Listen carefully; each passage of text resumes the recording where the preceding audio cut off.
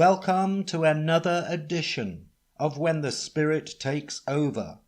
Here we analyze aspects of human consciousness which appears to exist outside the familiar constraints of time and space. A potential of spirit which appears to take over as we cross from one realm into another.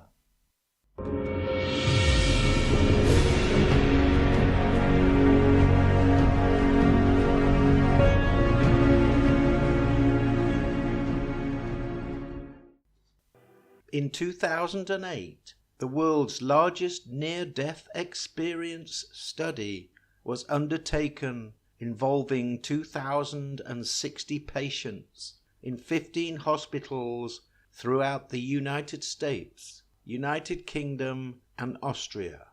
The study set out to examine the range of mental experiences in relation to a person's death. The lead author of the study, Dr. Sam Parnia, Assistant Professor of Critical Care Medicine and Director of Resuscitation Research at the State University of New York, explained, "Contrary to perception, death is not a specific moment, but a potentially reversible process that occurs after any severe illness or accident causes the heart, lungs, and brain to cease functioning.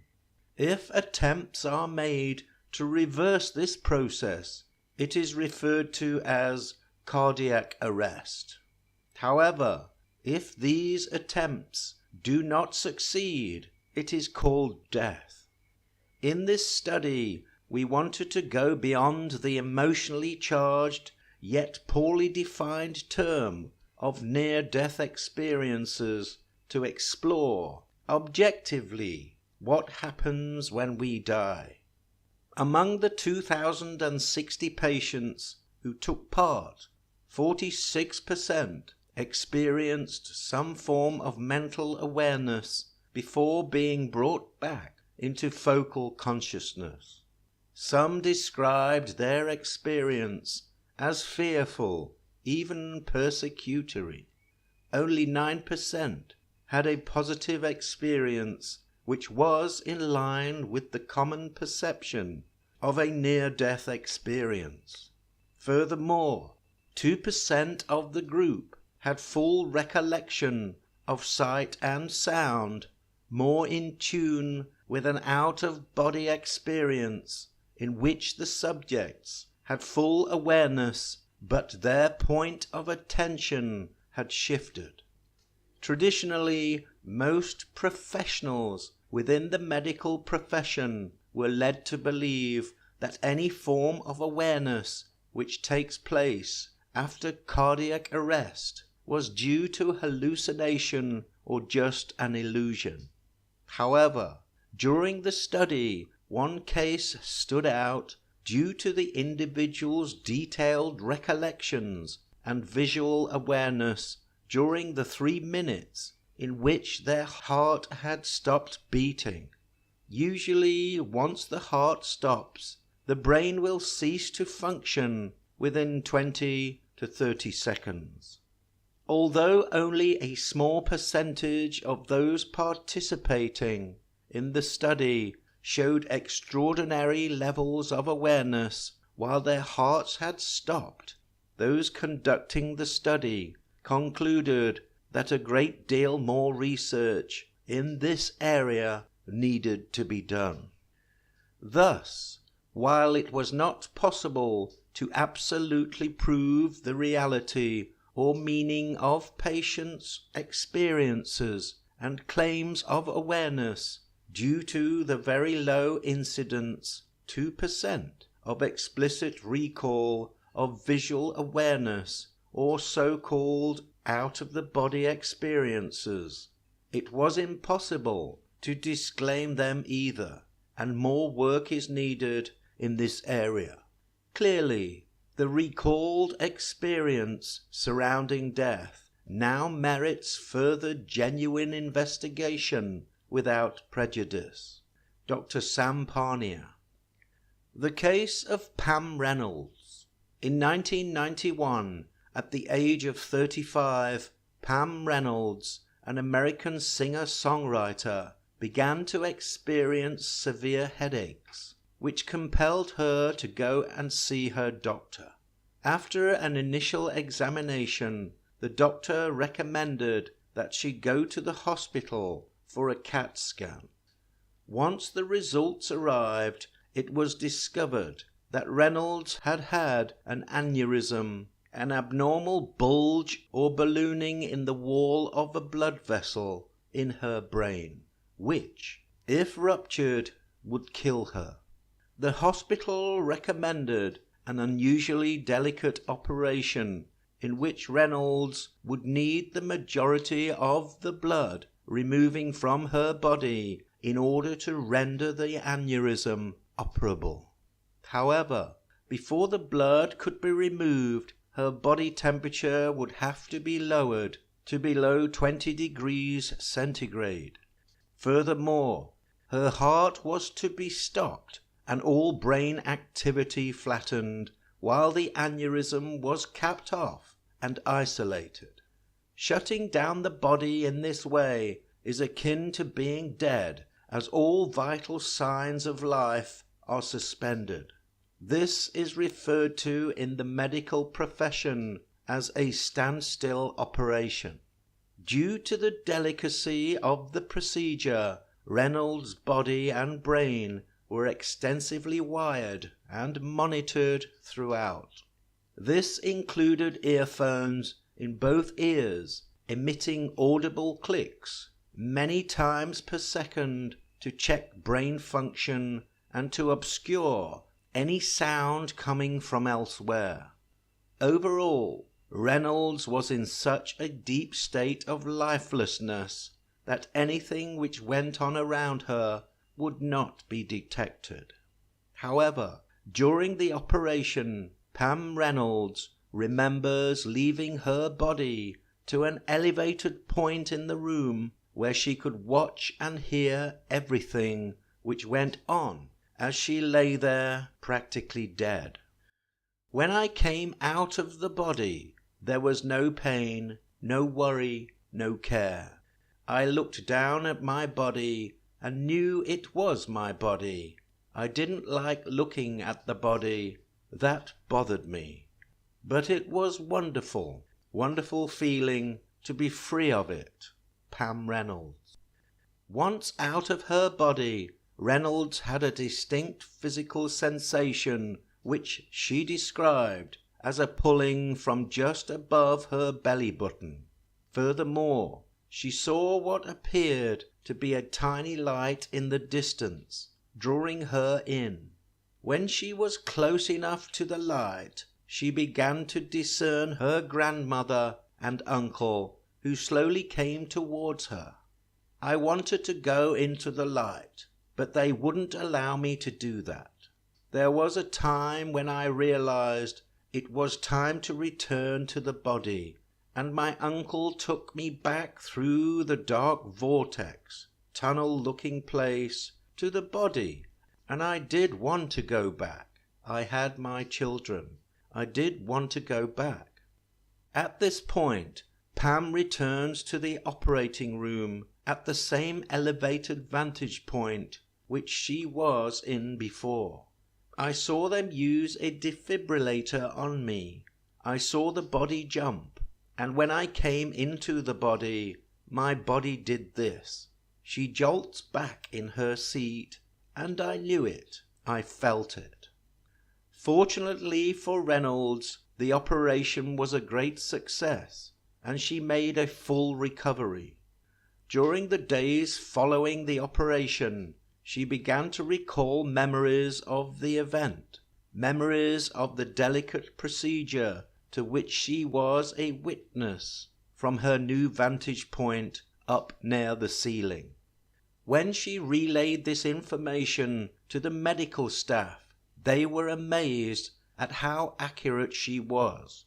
from what they perceived to be a lifeless state, with no blood, no heartbeat, and no brain activity. She described conversations which took place, as well as specific tools used during the operation, tools which she would not have seen before. After she had recovered, she was asked about her thoughts on dying. If death is the worst thing that happens to us, what an incredible thing.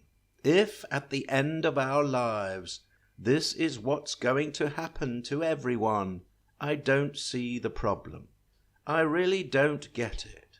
I fear pain, but I don't fear death.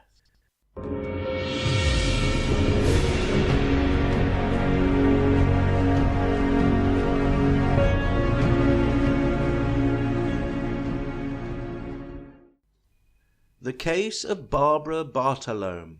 A near-death experience can occur for many reasons, usually through some form of trauma to the body.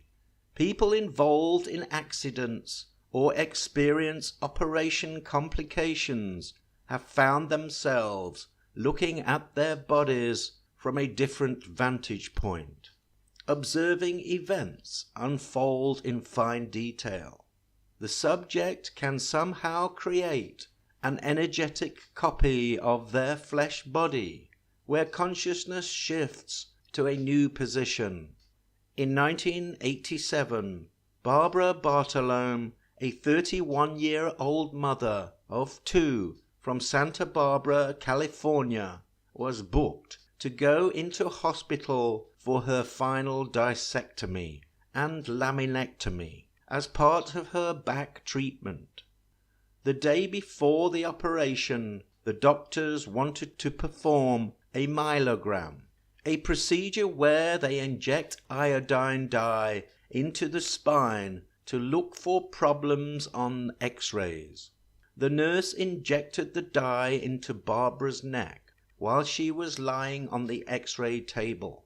The table was then supposed to lift Barbara steadily upright to allow gravity to aid the dye to descend down her spine. This didn't happen. She lay flat and began to hyperventilate. She eventually blacked out, and her conscious perspective went from her physical body to a place on the ceiling looking down on herself and the heads of the doctors. From her new vantage point, she heard one of the doctors call out, "Code Blue." This call is used to indicate a patient requiring resuscitation or otherwise in need of immediate medical attention.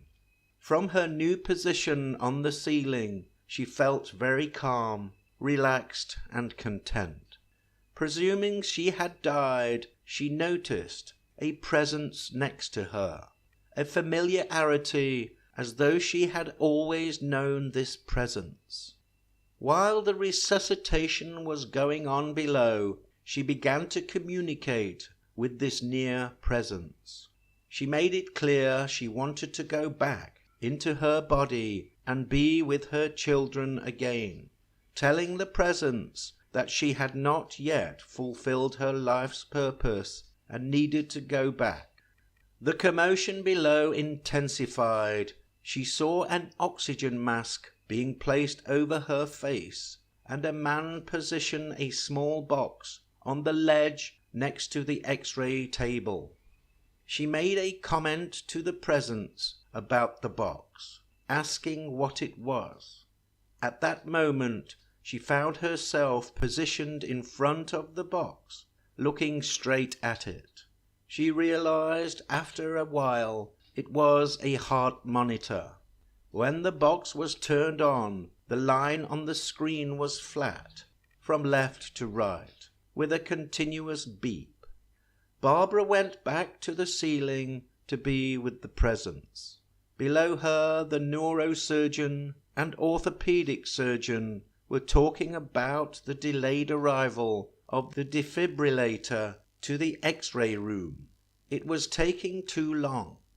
The orthopedic surgeon told everyone to stand clear. He stepped forward towards Barbara's lifeless body and struck her in the chest with the full force of his fists. This procedure is regarded as a last-ditch attempt at shocking the heart into beating again. The second time he struck Barbara's chest, in an instant she went straight back into her body and opened her eyes. She was so amazed and excited to be back in her body that she was eagerly trying to talk under the oxygen mask. The nurse told her to keep quiet because they needed to stabilize her. After a small bout of silence, Barbara started talking again. To the astonishment and disbelief of the doctors and nurses surrounding her, she spoke of being on the ceiling, looking at everything unfold below, and when she mentioned the conversation between the neurosurgeon and the orthopedic surgeon about the defibrillator, and how she was struck in the chest twice, that the staff stopped what they were doing and stood in amazement at what she was telling them. How could this woman have seen and heard all that was going on around her when her heart had stopped and she was unconscious? Barbara's account of her near-death experience is common among NDEs, with thousands of recorded cases all over the world. It appears that while the physical body and light body exist simultaneously, our focal conscious awareness can only occupy one or the other at any given time.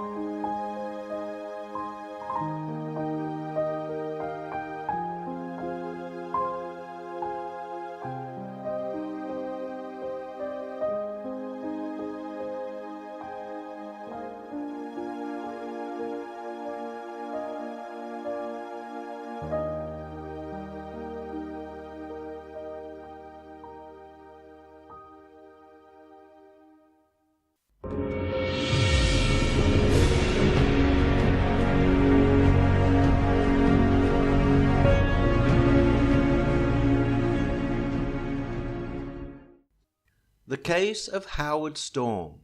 Howard Storm was born in Newton, Massachusetts in 1946. He graduated from California Berkeley University with a master's degree and later became professor of art at the University of North Kentucky, a post which he held for approximately 20 years. In 1985, Storm took a group of students on a field trip to Europe. One afternoon, after returning to his hotel from a morning excursion, he began to suffer from abdominal pains, which progressively got worse and worse. A doctor was summoned, and after a basic examination, he suspected Storm to have a duodenal perforation, a condition which required urgent surgery. An ambulance was called and Storm was taken to hospital. While in hospital, the pain kept intensifying as the staff searched for a doctor to perform the necessary surgery. At this point, Storm had concluded in his own mind that he was going to die. He said goodbye to his wife, then passed out and became unconscious. Prior to Storm's near-death experience, he described himself as a self-centered, manipulative individual who was an ardent atheist. Realizing that I was standing up, that was my first conscious thought. I was standing up, and I opened my eyes. I had been right next to the bed that I'd been lying in. The pain wasn't there anymore. I was pain-free, and I was happy. Not only was I pain-free, I felt better than I had ever felt in my entire life.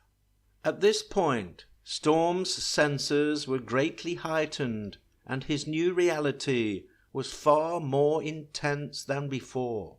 He also noticed that his field of vision was almost 360 degrees, as though he could see all the way around himself simultaneously.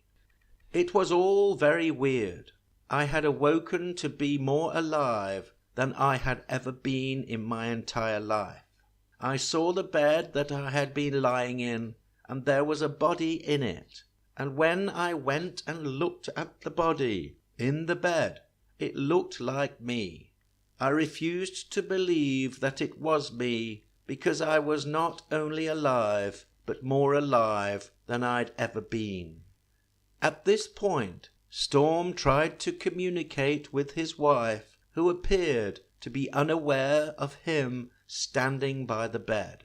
Frustrated by this, he turned to the other patient in the room, who also totally ignored him.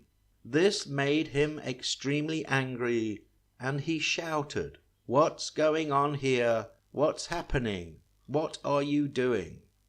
Outside the room was a commotion. Some people had gathered in the corridor, and they began to call Storm by name. They said, "Hurry up, let's go. We've been waiting for you." Storm was in no mood or condition to go with them, stressing that he was sick and needed an operation. They said, "We know all about you." After a while, Storm felt compelled to go into the corridor to see what the commotion was.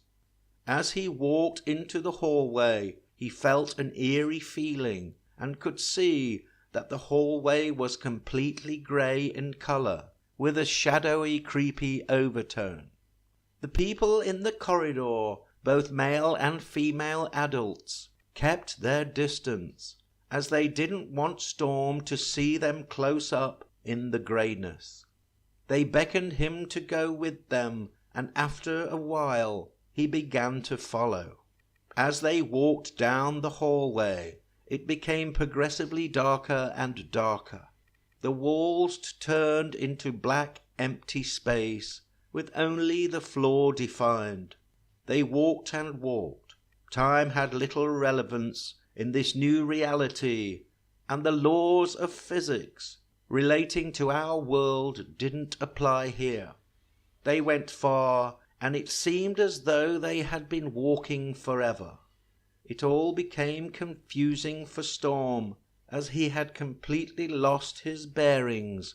Even if he wanted to go back, he had no idea which way to go. The group he was following grew in size and became increasingly more hostile. "I'm not going with you any further," Storm shouted. They replied, "You're almost there." At this point, they started to pull and push him in the direction they were all going.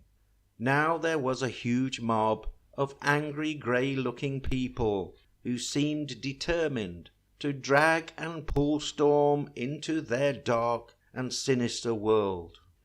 It's best defined by what wasn't there, which is a world of hopelessness, a world of loneliness, but no light. These were people. They weren't demons, they weren't monsters.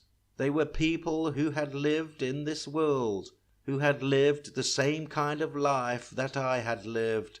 I hate to admit it, but they were my soulmates.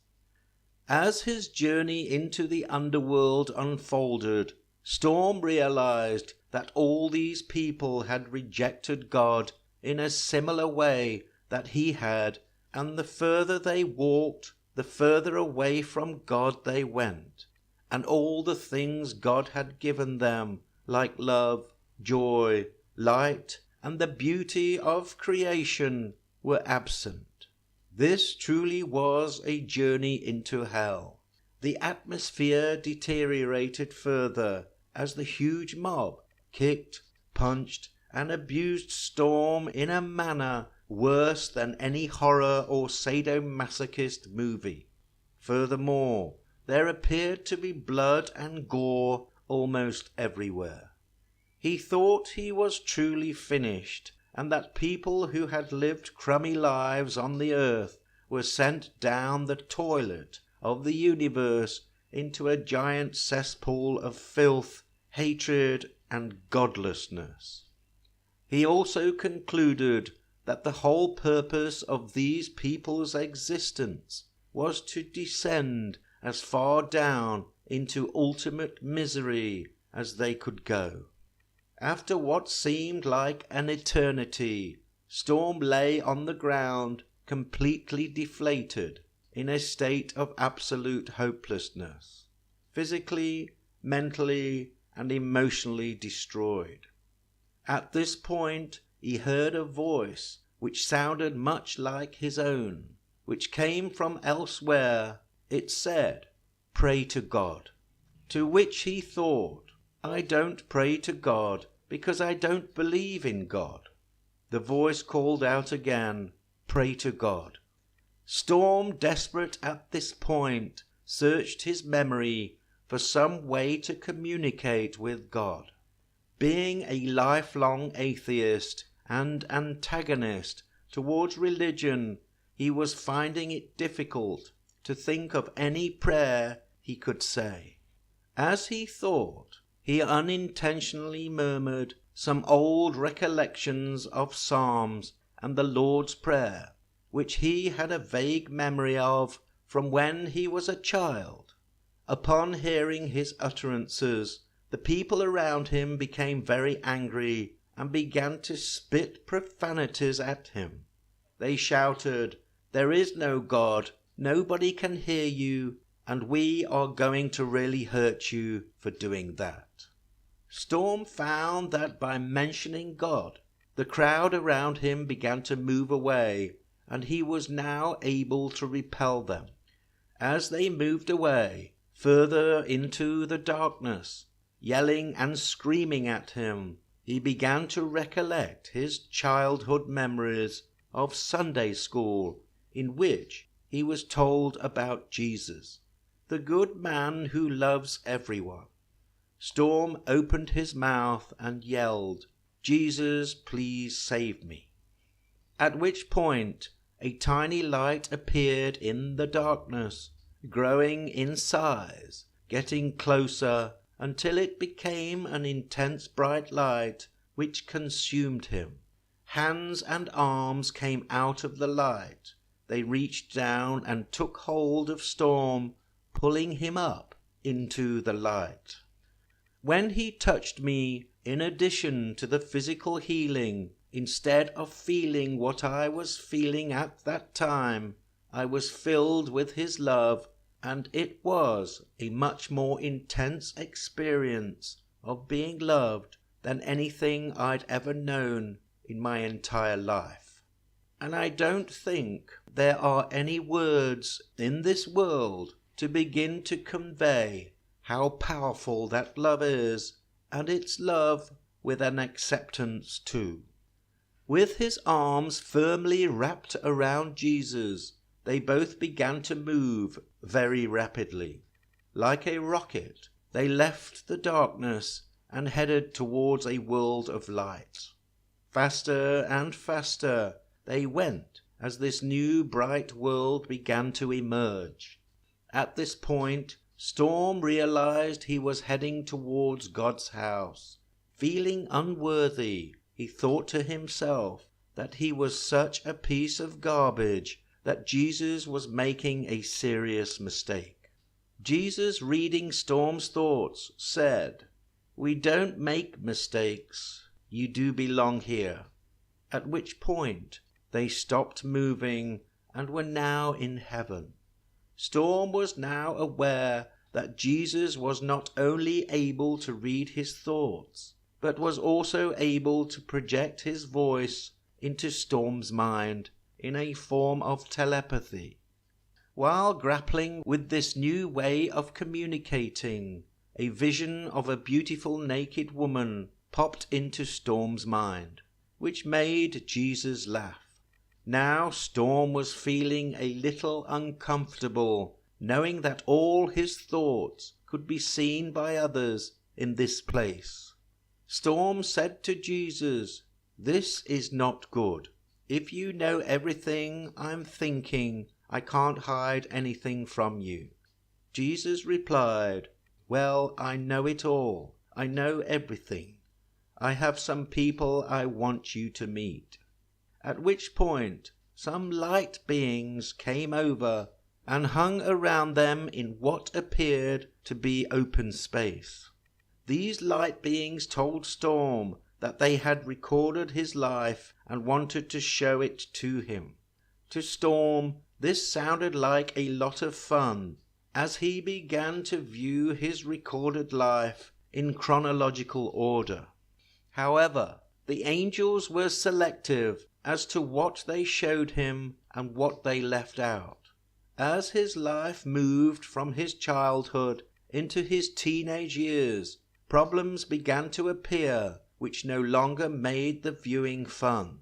He saw his relationship with his father go from bad to worse, and he watched as the teenager became more alienated from everybody and everything, withdrawing into his own little bubble, becoming more selfish and manipulative.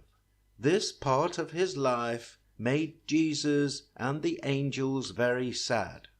There is a common saying in Christianity, "Love the sinner, but hate the sin." That's precisely what I was experiencing, that I always felt that they loved me and cared a great deal about me, but they didn't like what I was doing with my life, because the bottom line was, it was harmful to me.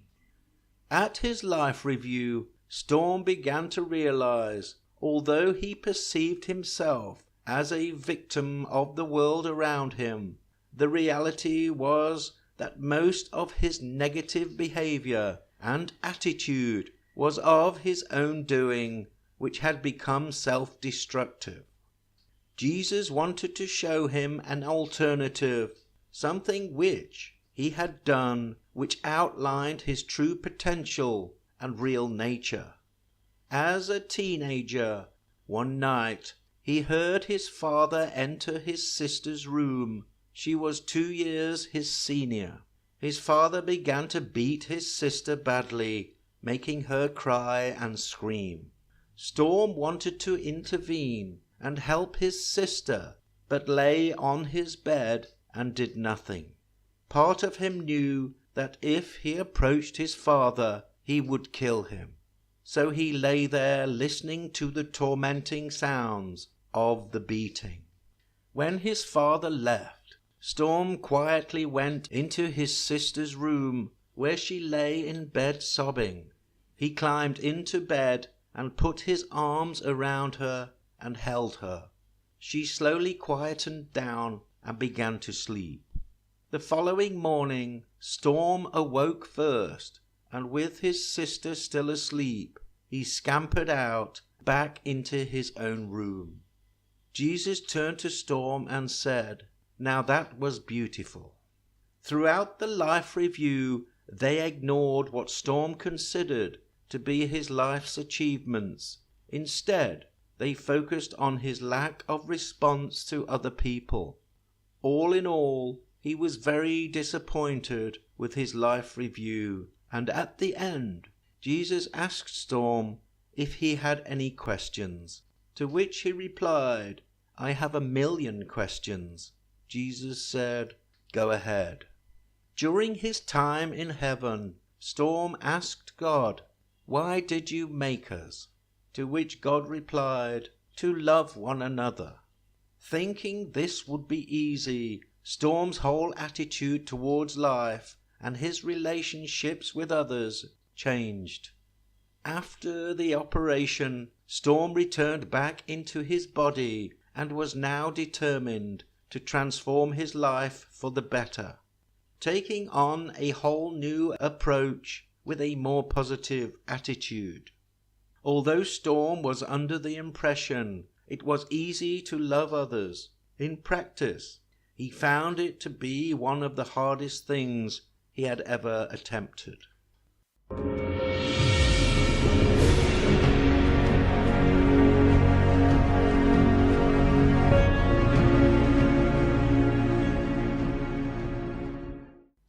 The case of Jane Thompson. In 2009, Jane Thompson, a real estate agent, became critically ill due to a kidney stone blocking her ureter. The result of the blockage prevented the natural release of toxins from her body. Instead, they poured back into her system, infecting her entire blood supply. This resulted in her experiencing septic shock with a loss of consciousness, which propelled her into a beautiful world of love and light. I popped out of my body, and the next thing I knew, I was on the ceiling, looking down at myself and everyone around me. I could see that there was no life left in my body. I knew that it was me, but I didn't see me there anymore. My soul was no longer a part of that shell of a body that I saw on the hospital gurney. From her new vantage point, which she described as very real, clear and focused, she slowly began to drift backwards, floating higher and higher, away from her lifeless body lying in the hospital. Above the hospital, she saw little balls of energy buzzing all around her, which she assumed to be souls, connected by a thin, iridescent line similar to a spider's web as it glistens in the sunlight. This connection of souls represented to her the oneness of consciousness and the way we are all connected. As she progressed upwards and out, she entered what seemed like a void or outer space. She did not feel scared as she began to float towards a dark tunnel. She began to move faster and became exhilarated and excited as she travelled through this dark tunnel towards a bright light. The tunnel ride was very quick, and I popped right out of the tunnel, and I was immediately in the white light. The light was so bright and beautiful and powerful that it took me a minute to adjust and understand what was going on there too. As soon as I started to settle into it, I understood that it was heaven. At this point, she began to feel an overwhelming sense of unconditional love, a feeling which she had never felt before. No matter what I had been through in my life, no matter what I had done, it was just complete love for me. I was bathing in it. It was wrapped all around me, and it made me feel valued, appreciated, and accepted. Bathing in the light, she felt a sense of peace, that everything was okay, that it was all meant to be and was part of a great divine plan. In the light, she was getting a healing.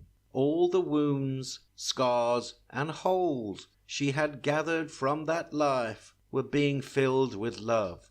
A great feeling of replenishment, making her feel whole again, with a sensation of who she really is and what her soul is all about. She felt in complete union with the white light, as though she was the light and the light was her, and any previous feelings of separation from the light was just an illusion. I knew that I was dead. I knew that my physical body was no longer working, and that I was no longer a part of it, and I was fine with it. Now in the light, the life she had just come from seemed like a distant memory. She now felt at home, and that there was no other place that could possibly feel as good as this did. She began to contemplate what it would be like to be a mother and have a child, together with an overwhelming sense of everything being okay, and all that happens is supposed to happen this way. When we are out of the body, you have a 360-degree perspective. You're not limited to your body. You're not limited by your brain. You're not limited by your ego, because all of that is stripped away. And when you do have that broad 360-degree perspective, feeling that all is well makes sense. You understand that everything happens for a reason. Everything is happening exactly as it should be, and there's a lot of peace that goes along with that. And that need to control completely disappears. After some time bathing in the light, soaking up its energy and feeling really good, a crowd began to appear, other souls making their way towards her. The crowd appeared very friendly, and she was not at all scared. Before she got the chance to meet with these other souls, a voice came out of nowhere and said, "You need to go back." This was not what she wanted to hear, quite the opposite. She did not want to go back. She wanted to stay in this beautiful light. The voice sounded again. It was a loving voice, but firm, making it clear that this was not negotiable. You need to go back. Although she persisted with her protests, she felt herself being nudged back into the tunnel and very quickly back into her body. When I woke up in the pre-op, which was on a weekend and very late at night, I think it was about 9 or 10 p.m., that part of the hospital was very empty. I knew that I had died. I knew that I had gone into this beautiful white light that loved me. And when I opened my eyes, I was receiving last rites, and I thought, this is odd, it didn't make sense to me. Back in her body, she could observe what was unfolding around her. but was unable to communicate with those giving her the last rites. It was confusing to her, and she wanted to tell everyone that she would be okay. If she was going to die, she would not have come back, and now she is back, all is going to be fine. Although her family and surgeon were expecting her to die, the very next day her temperature had dropped from 106 down to 94, the first signs that she was beginning to recover.